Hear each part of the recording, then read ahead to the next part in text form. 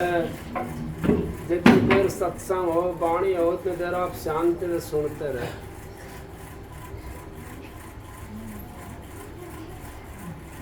ये हमारा बड़ा कीमती समय है जो हाथ से निकले हुआ जा रहा है। क्यों है कीमती? हमने इसकी कदर नहीं जानी इस समय की, और समय एक एक पल एक एक क्षण ये हमारे हाथ से निकला हुआ जा रहा है।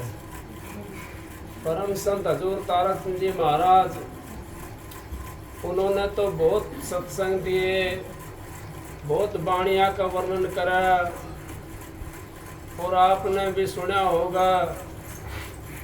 अब वो तो पूर्ण पुरुष आए थे यहाँ संसार के अंदर, और उन्हें थोड़े दिन का सत्संग था, 25 साल का सत्संग था, और 25 साल में कम से कम कुछ भी ना तो 18-20 लाख सत्संगी हो गए थे।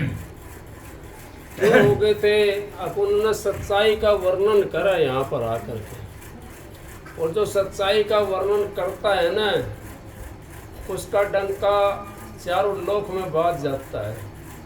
जो झूठ का सहारा लेता है वो तो यहाँ भी डंका नहीं बजा सकता, और वहाँ की तो बात ही अलग है। क्योंकि सांस बराबर तप नहीं, झूठ बराबर पाप। जिसके ये सांस है उसके ये आप। जब तक हम उस सच्चाई का अपने ये के अंदर नहीं धरेंगे, जब तक उस मालिक के नाम के सुमरन नहीं करेंगे हम, तो उस घर की कैसे आस कर सकते हैं हम? उस घर कैसे जा सकते हैं? यहाँ तो ये घर जो है ना, ये तो फना पने वाला घर है। ये तो ऐसा घर है, अब इसमें सुख की सांस अगर हम चाहते हैं तो नहीं मिल सकती। क्यों नहीं मिल सकती?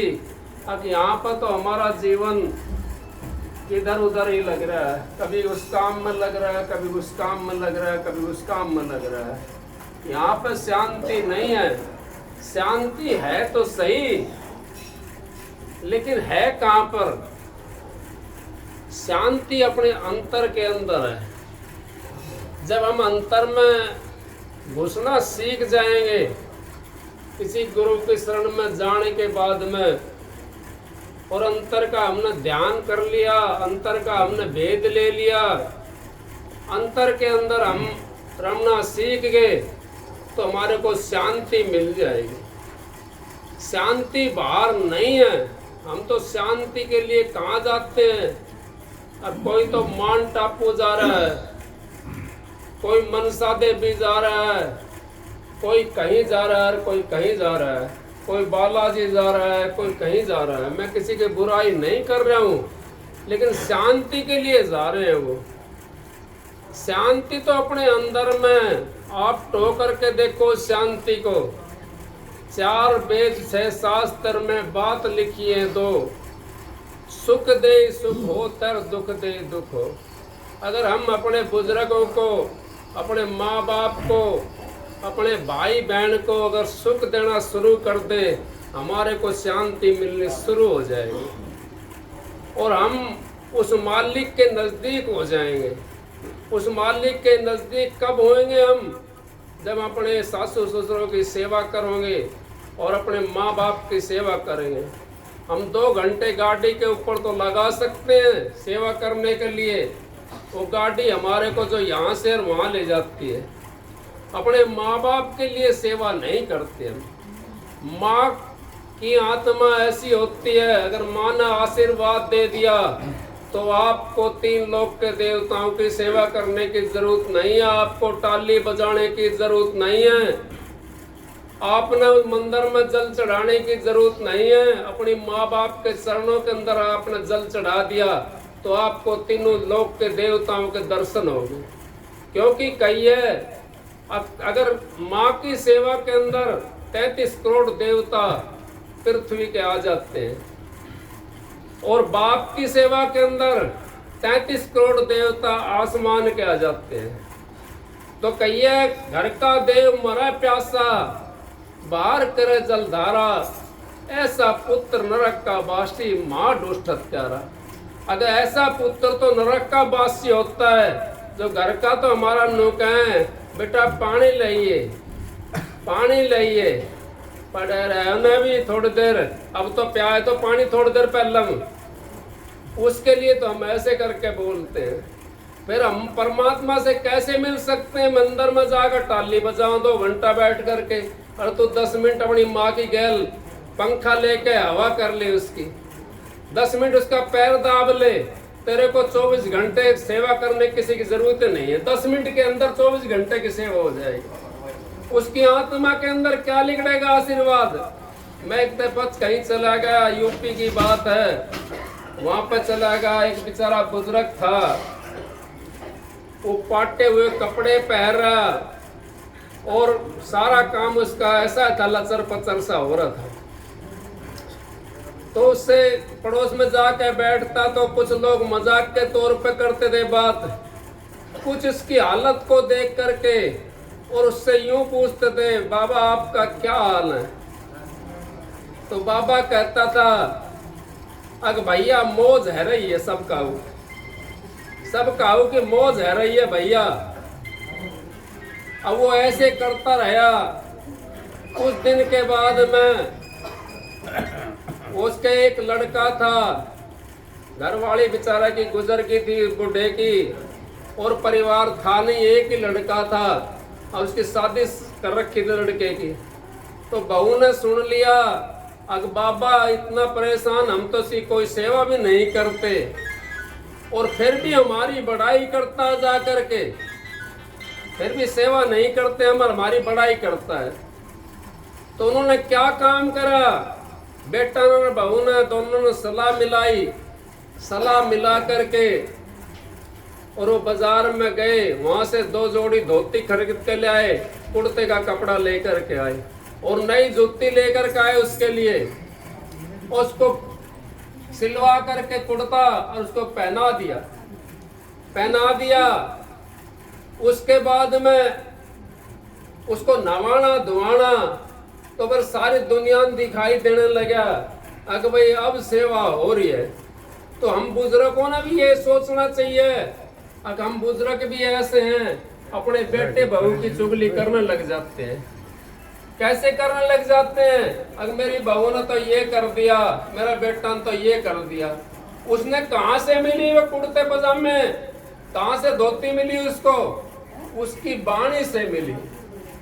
वाणी ऐसी बोलिए, सुख उपजे चारों ओर, वशीकरण एक मंत्र है, तू तज दे वचन कठोर।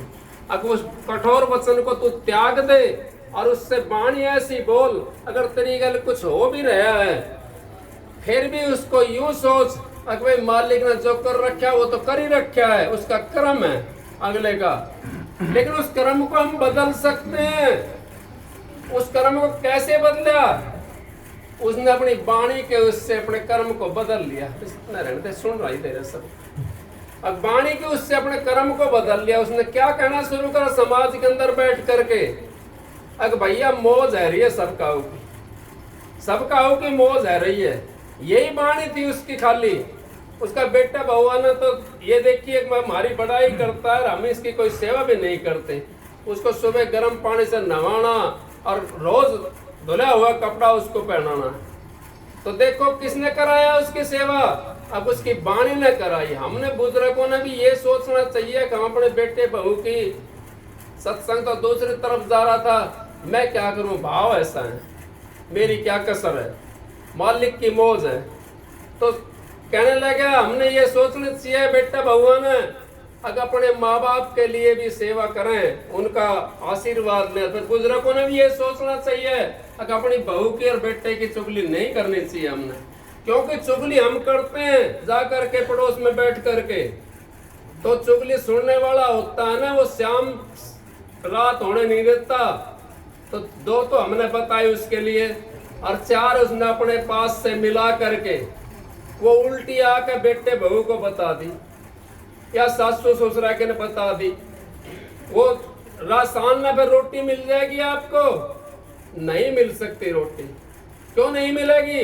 अब वो 4 बताई थी हमने, 4 उसने अपना दौरा दौर मिला करके वो तो भमंडर बना दिया, उसने बड़ी बात बना दी। अगर हमने रोटी खानी है तो अपने सासू ससुराल की सेवा करें और उनकी बुराई ना करें। और सासू ससुराल भी ये सोचना चाहिए अगर अपनी बहुओं की बुराई ना करें हम, उससे हमारा उद्धार हो जाएगा। अगर हम बहुओं की और बेटों की बुराई करने लगे तो हमारा उद्धार नहीं होगा, क्यों? कर्म तो हमने भोगना पड़ेगा। भाई कह रहा था थोड़ी देर पहले, शब्द गा रहे थे, अगर भाई कर्म का भोग तो भोगना पड़ता है। यहाँ पे संत महात्माओं ने भी आकर भोगना पड़ा, किसने नहीं भोगा? रैदास का हाथ कटवा दिया, भोगा ना। उसने क्या बुरा करा था? कर्म। लेकिन उसने कर्म बुरा नहीं करा था, कोई ऐसी करनी थी हमारे लिए, हमारे खुटकर्मियों के लिए, दिखाने के लिए वो हाथ काटे गए थे, उसने अपने कटवाए थे। क्योंकि उन्होंने ये रुक्का मार दिया कि मैं ना तो हंसता हूं, मैं ना रोता हूं, दुखी नहीं होता। तुर्कानी राज था, मुसलमानी राज बोलते तुर्कानी राज को, मुसलमानी राज था। तो बोला भाई ना हंसा ना रो, कैसे नहीं रोगा? हाथ कटवा दो इसका। उसका हाथ कटवा दिया तो रोना शुरू कर दिया उसने। तो बोला भाई नु कहते थे कि संत महात्मा तो ये रोते नहीं है, तो ये तो रोने लगे। क्या कहता रविदास? अगर मैं इसके लिए नहीं रो रहा हूं, मैंने तो एक दूल्हे की जूती बनाने की साई ले रखी थी और एक जूती बना दी मैंने, एक बाकी रह गई और कल उसकी शादी है, वो जूती देनी है मैंने, और वो बनी नहीं है। तो मेरी तो जुबान जो है झूठी होगी, मैं तो इस कर हो रहा हूं। तो रात बीत गई, कोई बात नहीं, दिन निकल गया। राजा ने उसको घर भेज दिया, घर भेज दिया। वो पट्टी वट्टी बांध करके उसका हाथों के ऊपर वो घर आ गया अपने। वो कहने लगा भाई मैंने तो उसकी जूती बनानी थी, अब मैं जूती तो बना नहीं सकता, उसकी एक जूती बाकी रह रही थी उसकी, वो तो बना नहीं सकता मैं। कहा महाराज आप बना तो रहे थे जूती, मैंने देखे थे आप बनाते हुए। बोला मैं तो वहां पर जेल में बंद था राजा की मैं, राजा ने मेरी गल में ये हाल कर दिया। जैसे उसने हाथ लिकाड़ा वैसे उसका हाथ भी आ गया। तो जो देता है वो भी ले लेता है। अब उन्होंने दिया था तो राजा के ने क्या दिया? उसका सतगुरु ने उसकी आकर के मदद करी। तो सतगुरु हमारी मदद करता है बार बार आकर के। उस सतगुरु वो नहीं होते 4 दाढ़ी के बाल बढ़ा लिए, तेरी मेरी रोट पाड़े यहाँ से वहां चले गए, और भाई जो माल दिखाई दिया को साड़ा में क्या रखा है, उसमें पेंडी के ऊपर क्या रखा है, ये मैं फलाने की जोत जलानी है, ढेकड़े की जोत जलानी है, ये मेरे को दे दे। अब वो खाना तो गया वो वैसे ही। मैं बुराई नहीं कर रहा हूँ भाई, किसी की बुराई नहीं कर रहा हूँ, किसी के अंदर हो तो अपने छोड़ देना उसको। तो जोत जलानी है वहां पे, उसका और 500-700 का लेकर चले जाते हैं। तो क्या जोत जलाएंगे वे हमारी? क्या जोत जलाएंगे? कुछ जोत नहीं जला सकते। तो उन सतगुरु की बात कर रहा हूं, तो कबीर साहब के लिए आकर के यज्ञ शुरू कर दिया। उन महात्माओं की बात कर रहा हूं मैं, जो अपने यहां से निकल कर चले गए, उनके ऊपर दाब लगी कबीर साहब के ऊपर, वो निकल के चल दिए। ये काशी के पंडे जो थे ना, इन्होंने कबीर साहब के साथ में भी ऐसा ही करा। कबीर साहब के साथ में क्या करा? अब चिट्ठी पढ़वा दी, कहने लगे अब कबीर यज्ञ रच रहा है। अब कबीर के पास में क्या था? बेचारे के पास में एक झोपड़ी थी बस, वो झोपड़ी के अंदर रहता था। अब वो चिट्ठी पढ़वा दी, महाराज चिट्ठी पाठ की, सारे के अंदर कब यज्ञ रच रहे हो आप? भाई मैं तो कोई यज्ञ नहीं रच रहा। अब बेचारा रात ने वो बकत से सुबेरा का टाइम था, अपना एक लुटकिया थी और एक कंबल था, वो कंधे पर डाल के हाथ में लेके लुटकिया और जंगल के अंदर चला गया। बोझों के अंदर जाकर के छुप के बैठ गया कबीर साहब। करने वाला कौन था? वो करने वाला भी सतगुरु था। जब हम सतगुरु का भरोसा हो जाते हैं ना, तुम्हारा ऑटोमेटिक काम चलने लग जाता है। जब तक हम सतगुरु का भरोसा पे नहीं रहते, जब तक यूं सोचते हैं कि मैं हूं, जब तक मदद नहीं करता, मिटा दे अपनी हस्ती को। अगर कुछ मर्तबा चाहे, दाना खाक में मिलके गुले गुलजार बनता, अपनी हस्ती मिटाना पड़ता है। हस्ती मिटाए बिना परमात्मा नहीं मिल सकता। हंसी खुशी पिया मिला तो कौन दुआगन होवे। जिसने पी पायो सकी तिन पायो है रो। जिसने वो मालिक मिला है उसने रो करके मिला है, उसने मिला है वो मालिक। कबीर साहब निकल के वहां से, पंडों ने उसकी पर्ची कटवा दी, भाई कबीर तो यज्ञ रच रहा है। अब पहुंच गए कबीर साहब, वो जो के अंदर जाकर लुक के बैठ गया। अब किसी में तो गेहूं भर का आ रहा है, किसी में चावल भर का आ रहा है, किसी में घी बूरा भर का आ रही है। कौन लाने वाला था? वो सतगुरु था। जब सतगुरु के भरोसे हो जाते हैं, छोटा बालक ना कोई सब ठाले हैं। जब उठना सीखता है ना, कोई पड़ोस में बैठा हो तो उसको नु कहेंगे जब उठा नहीं जा, उसके टू डू डू डू करके नीचे हाथ लगा के जब उठा दे। कोई बड़ा ने ठाव तो दिखाई दिया है, बड़ा ने कोई ना ठाव है, छोटा ने ठा दे। जब तक वो आश्रय पे रहता है, उस गुरु के आश्रय, वो माँ के आश्रय पे, भाई बहन के आश्रय पे, जब तक उसको सारी चीज ठाने के लिए तैयार है। और जब वो खुद हो जाता है तो फिर अपना आप उठाने की कोशिश करता है, फिर उसका पीछा छोड़ देते हैं। भाई कहीं भी जाओ, कहीं भी रहो। ये जब तक उसके पीछे पीछे भागते तो तब खड़ा होना नहीं सीखता। इसी तरीके से महाराज जी, परम संत हजूर ताराचंद जी हमारे को यही शिक्षा दी उन्होंने, अपने आप को सुधारो। हम क्या चीज हैं? हम मनुष्य चोला धारण करके आए हैं तो क्यों आए हैं, क्या कारण है? भाई ने बहुत कुछ बता दिया थोड़ी देर के अंदर। मनुष्य चोला हमारे को इस वास्ते मिला है ये नर नारायणी देह है। परमात्मा ने अपनी शिकल दे करके और हमारे को संसार के अंदर भेजा है, और संसार के अंदर जो देह दे के भेजा है, और इसके लिए फिर बुद्धि भी दे दी। फिर किस चीज के अंदर परेशान है? हम क्यों परेशान है? अब परेशानी हमारे को एक है, अगर हमने सतगुरु की खोजना नहीं करी। और जब तक सतगुरु की खोजना हम नहीं करेंगे, जब तक उस घर नहीं जा सकते। उस घर में जाना है तो हमने सतगुरु से रास्ता ढूंढना पड़ेगा, लेना पड़ेगा।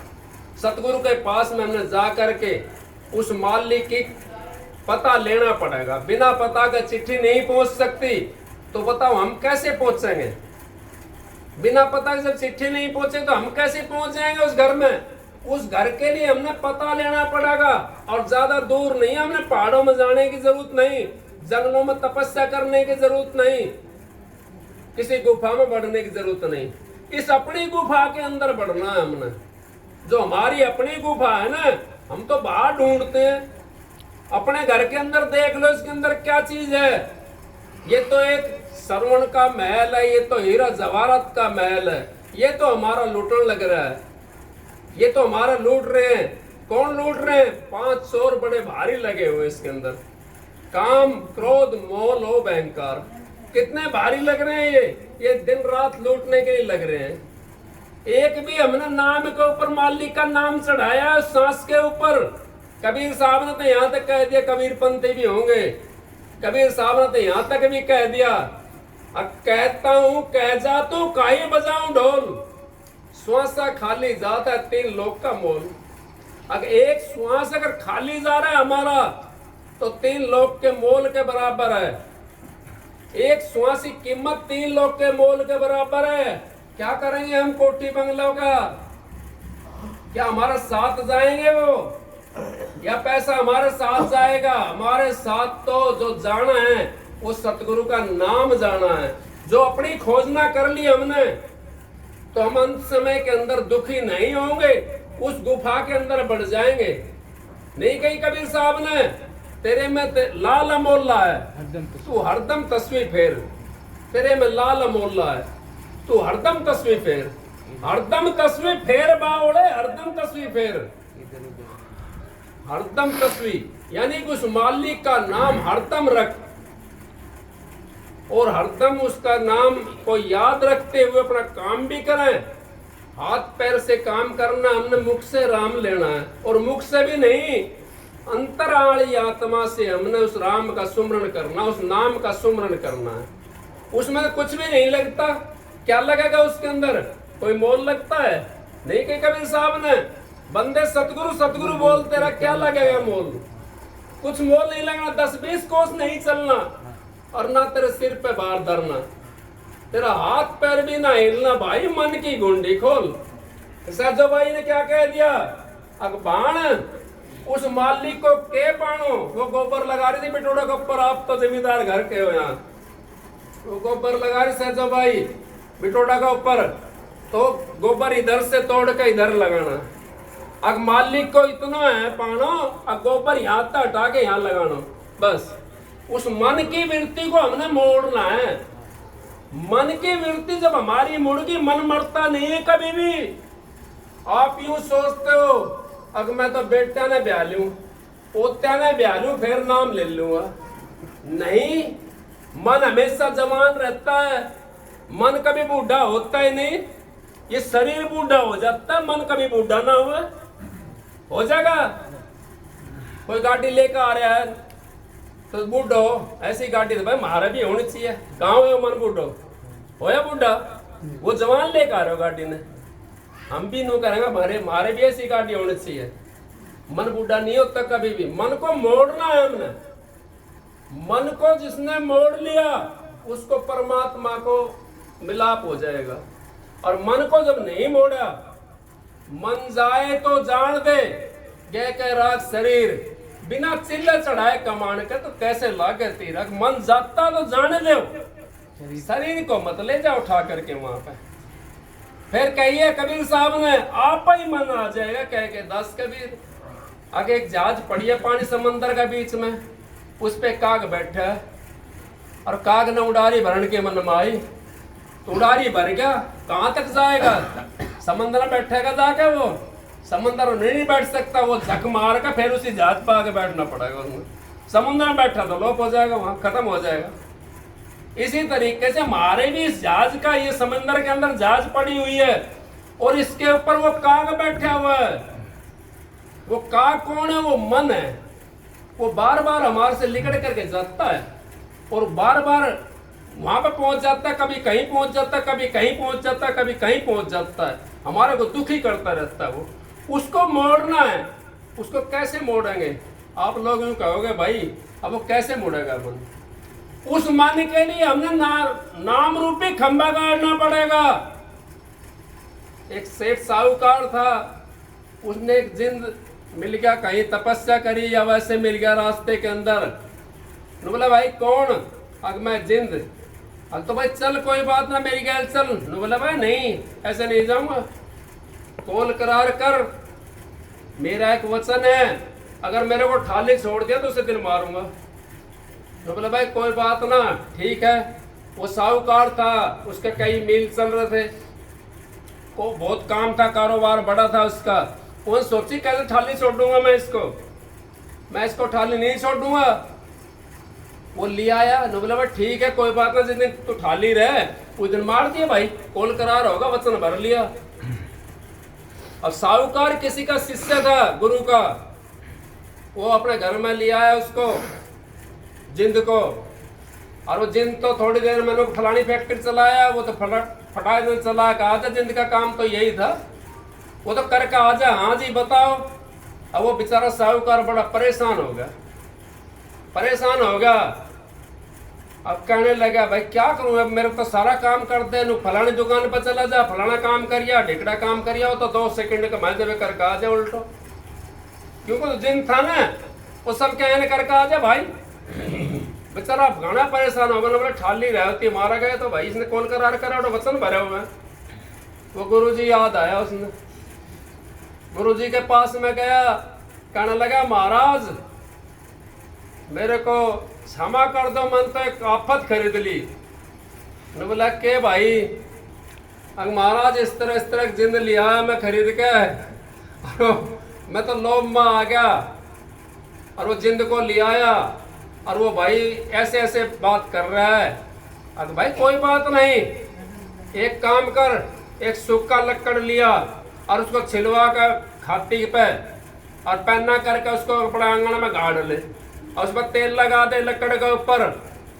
और जब वो ठाली हो जिंद, जब ये कह दे भाई इसके ऊपर लकड़ के ऊपर चढ़ और उतर, और जब तक मैं ना कहूं जब तक चढ़तो रहे उतरतो रहे। तो हमारा भी ये जो मन है ना ऐसा जालिम है, इसके लिए हमने सूखा लकड़ गाड़ना पड़ेगा अपने आंगन के बीच में।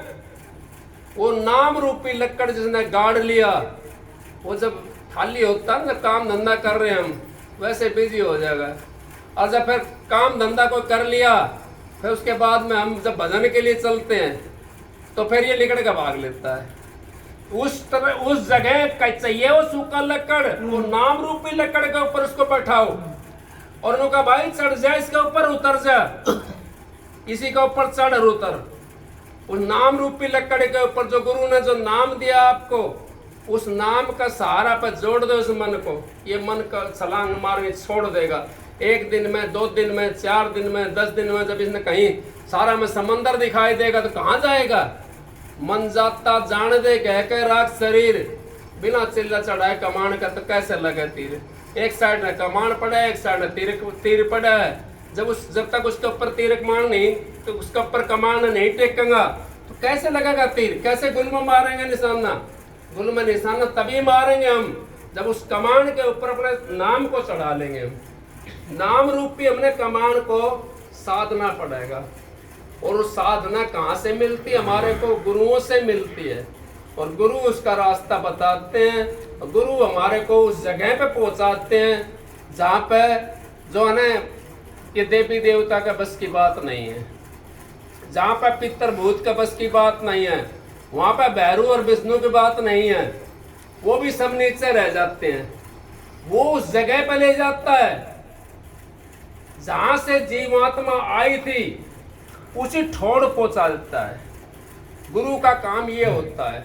अब गुरु का जो रास्ता लेकर के साधन करके चलता है, तो भाई कह रहे थे नाभि कमल तय सीधा रास्ता, सीधी सड़क जारी, पर नाभि कमल तो बहुत नीचे है। ये तो यूं समझो उससे ऊपर तो जीव की बैठक है। जीव की बैठक हृदय के अंदर है और नाभि कमल तो नीचे रह जाता है। अब वहां से क्या पहले नीचे ले जाएगा? इतनी उम्र ही नहीं है हमारी। किसी की 60 साल की, किसी की 70 साल की, बुजुर्ग आके 100 साल की हो जाती थी। अब ज्यादा जीव तो 80 साल जी जाए, इससे फालतू जीने काम नहीं है। इससे कोई और गिरती का पहरा होगा 50-60 साल पे चले जाया करेंगे। तो इस तरीके से हमारी उम्र नहीं है। संतों ने अपना साधन करके जीव आत्मा के यहाँ से ठा करके छठे चक्कर के ऊपर निशाना बताया। इस आंखों से जो नीचे नीचे है, इसका जो ध्यान करते हैं, वो यूं समझो आप वो बिना पते की चिट्ठी डालना है। पता नहीं है उसके ऊपर डाकिया पाड़ के फेंक देगा। और जब आंखों से ऊपर वाला आप लेकर के चलोगे तो उसके ऊपर आपका पता है। डाकिया आपकी चिट्ठी जहाँ का नाम है आपको वहीं पे पहुंचा देगा। उसी जगह पहुंच जाएगी चिट्ठी। तो वो चिट्ठी हमने डालनी है उस नाम की, तो आंखों से ऊपर वाला जो नाम है हमारे लिए वो काम करेगा।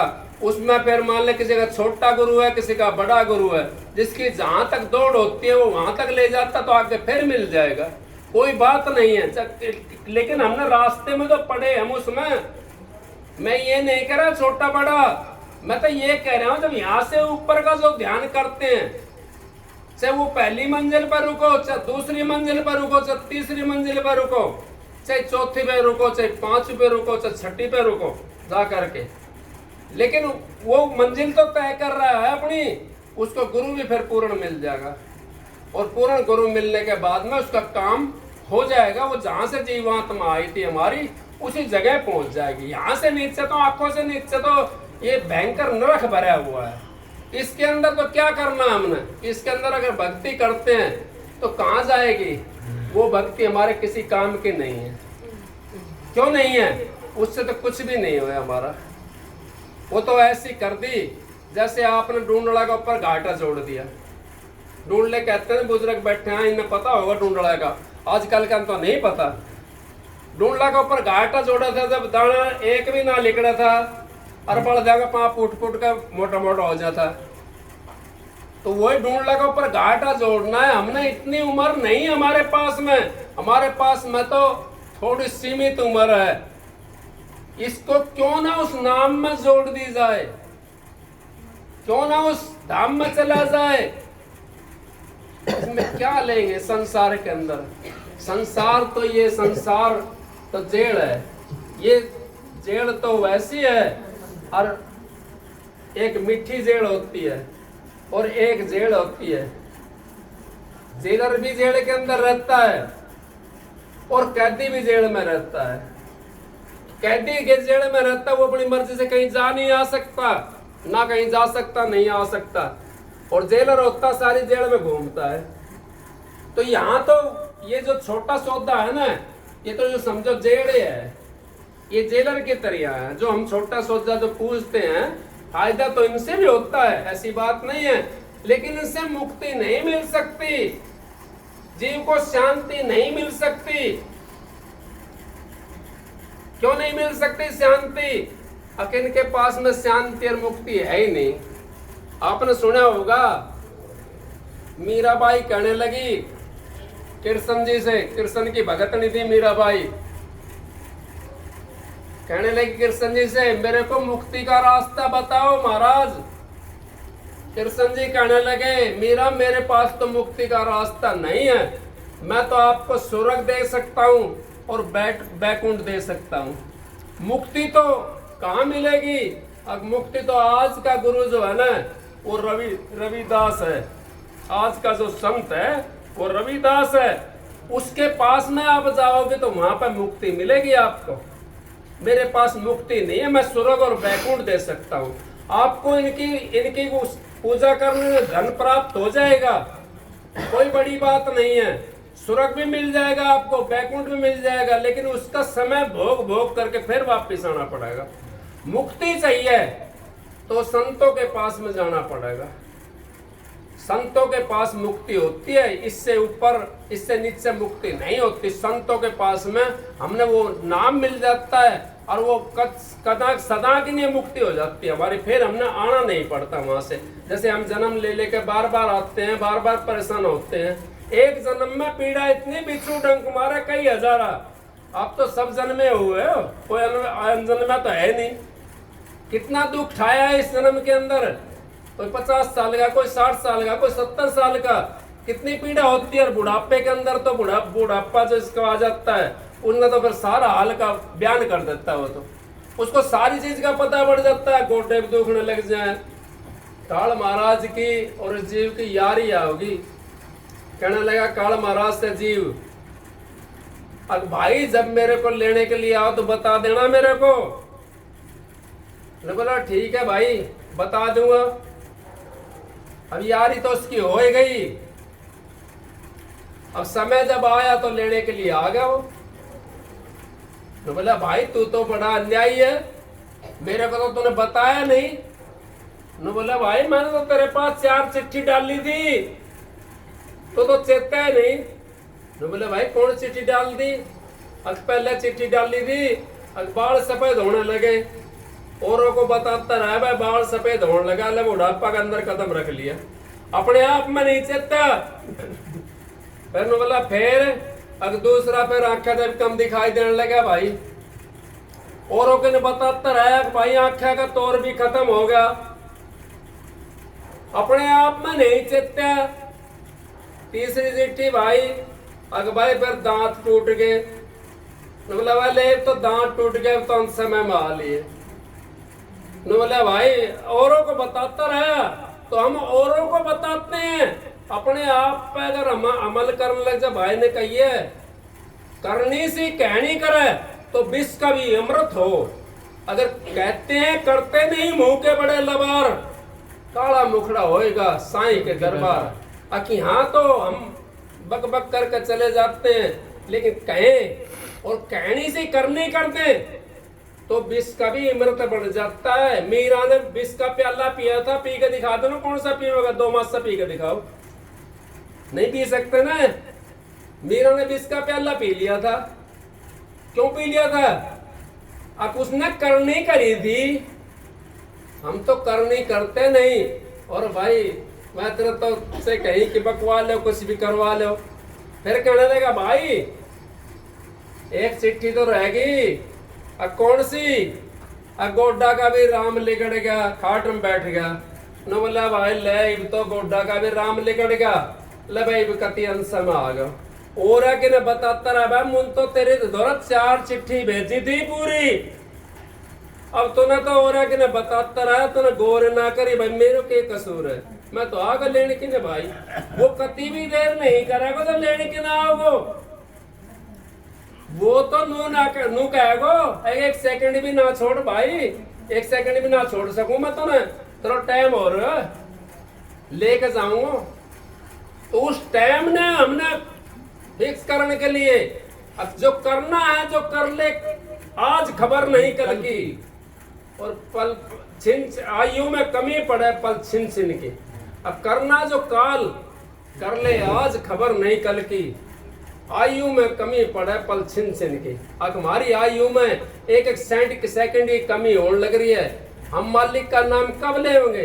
बेटा ने ब्याह लो जब लेंगे ना, मालिक नाम पोता हो जाए, पोता आठ करेगा, बेटा ब्याह के नाट करेगा, मालिक का नाम लेने में बेटो किम करेगा, और कोई पड़ोसी किम करेगा? वो अपने लिए है मालिक का नाम, किसी दूसरे के लिए नहीं है, अपने लिए। अगर हम परमात्मा का नाम लेते तो हमारे को फायदा होगा। कोई पढ़ाई करके आओ तो किसको फायदा होता है? उसी को फायदा होता है, उसको कोई बांट नहीं सकता। और परमात्मा के नाम को कैसे बांटेगा? नहीं बांट सकता परमात्मा के नाम को भी। वो अपने लिए फायदा, अपना मंजिल तय करनी है हमने। जो मंजिल हमने करोड़ों जन्मों के अंदर करनी है, लाखों जन्मों के अंदर करनी है। अब क्या हाथ में आ रहा है? ये रतन चोला है हमारा, मनुष्य चोला, इसको रतन चोला बोलते हैं। ये हाथ में आ रहा है, और इसको हमने अगर अब कभी खाली छोड़ दिया तो ऐसा टाइम फिर 184 के जिया जोड़ के बाद में मिलेगा हमारे को। 184 हमने भोग करके और फिर एक दफा मौका मिलेगा हमारे मनुष्य चोले का, और फिर हम कितने दुखी होंगे उसमें। तो क्यों ना अभी कर लिया जाए, अब करते हैं हम तो आगे के लिए हमारा रास्ता खुल जाएगा। मनुष्य चोले के अलावा उस परमात्मा से मिलने का रास्ता कहीं है ही नहीं, कोई से चोले में नहीं है रास्ता। मनुष्य चोले के अंदर रास्ता है परमात्मा से मिलने के लिए। और मनुष्य चोले के अंदर हम जैसा साधन करना चाहोगे, आप यूं कहोगे परमात्मा किसने देखा? अब ये सवाल एक और आ गया, अब परमात्मा किसने देखा? परमात्मा क्या ऐसे दिखाई दे जाएगा आपको बैठे बैठे? हाँ दे जाएगा। कब देगा? जब आपका 24 घंटे लगन हो जाएगी, उस टाइम पर आपको राम भी दिखाई दे जाएगा, सीता माता भी दिखाई दे जाएगी, लक्ष्मण भी दिखाई दे जाएगा। उस टाइम पे आपको तीनों दिखाई दे जाएंगे भी। लेकिन कब? अब जब आपकी लगन 24 घंटे उसमें हो जाएगी। फिर कहा इस तरह, अब हम बाहर की आंख तो बाहर देख रहे हैं, तो बाहर की आंखों से हम राम को देखना चाहेंगे, कैसे दिखाई दे जाएगा? सपना देख के दिखाओ ना, बाहर की आंख खोल कर। कौन देखेगा सपना ने? आंख खोल कर सपना कोई देखा है? किसी ने नहीं देखा ना। सोते हुए सपना देखता है जीव, जागते हुए कोई सपना नहीं देख सकता। जिस टाइम हम ध्यान भजन में बैठते हैं उस टाइम हमारा शरीर सोने के बराबर हो जाता है। साधु महात्मा का आपने मिसाल दे करके बताते हैं, संत महात्मा सारे, अब उनके ऊपर डिमक लग जाती थी, चिड़िया घोंसले बना लेती थी उनके अंदर। कहाँ चले गए थे उनके प्राण? अब वो सो गए थे और परमात्मा में लीन हो जाते थे, वो उस परमात्मा के अंदर लीन हो जाते थे। इसी तरीके से आप जब ध्यान भजन करोगे तो आप भी उस परमात्मा के अंदर लीन हो जाओगे और वो सपना देखने लग जाओगे जो सोती दफा आप चारपाई पे देख रहे हो। वो जीव आत्मा आपकी जब सुन हो जाएगी शरीर से निकल करके, वो सूक्ष्म शरीर में चली जाएगी। ये सतूल शरीर है जो बाहर दिखाई दे रहा है। बात ना करो जी, आप बात मत ना करो, बाद में कर लेना बात। जो सूक्ष्म शरीर है इसके अंदर हमारा वो जीवात्मा चली जाएगी सतूल को छोड़ करके। और जब सतूल के अंदर हमारी चली गई तो हमारे जो सतूल सूक्ष्म के अंदर जो चीज है, सतूल को छोड़ करके जब सूक्ष्म के अंदर चली गई, सूक्ष्म के अंदर जो देवी देवता जितने भी हैं वो सारे सूक्ष्म के अंदर है। उनके दर्शन होने हमने शुरू हो जाएंगे।